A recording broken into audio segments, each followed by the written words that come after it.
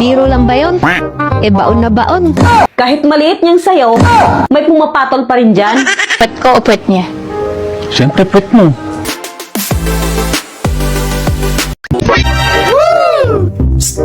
Tara, laro na ulit tayo. Ayoko nang makipaglaro sa'yo. Masakit kang maglaro. Naman, biro ko lang naman yun eh. Biro lang ba yun? Baon na baon.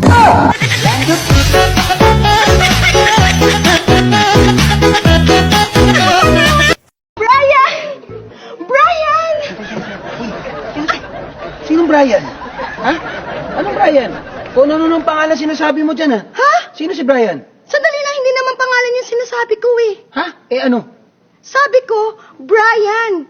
Brian hawak mo. Tingnan mo kasi mabuti yung pinipisil mo, tanga. O dali, ayusin mo. Bakit ba pati sa trabaho ko, tinatawagan mo ako? Tapos pagdating ko dito sa bahay, inamoy-amoy mo ako. Bakit? Baka kasi ng babae ka eh.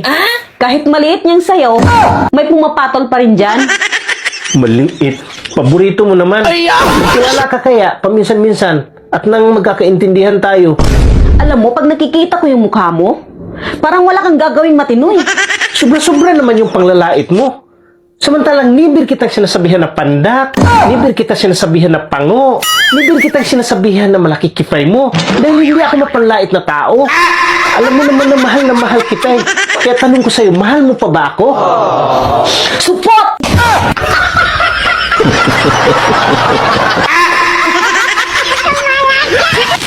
Love, pwede bang maka-score kahit isa lang? Sige na, pumayag ka na. Sinabi ko sa'yo, pag may regla ako, huwag mo ako susubukan!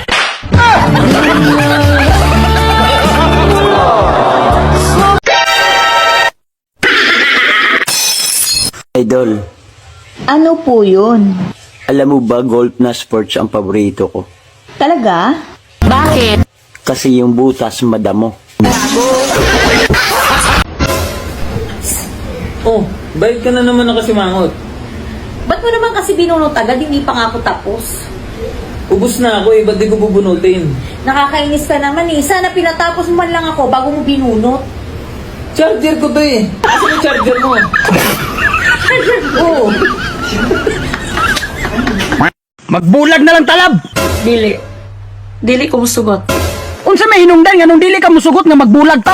Kay ikaw, ang lalaki nga pinakagwapo sa tibuok kalibutan. Sure ka lang? Huwag ka nahalap? Oh, inoon. Gwapo mong pud ko. Ingon si mama. Ate Kraoy, tuupod ka? Sige, magbulag ta. Kana pa makatilaw po kong gwapo.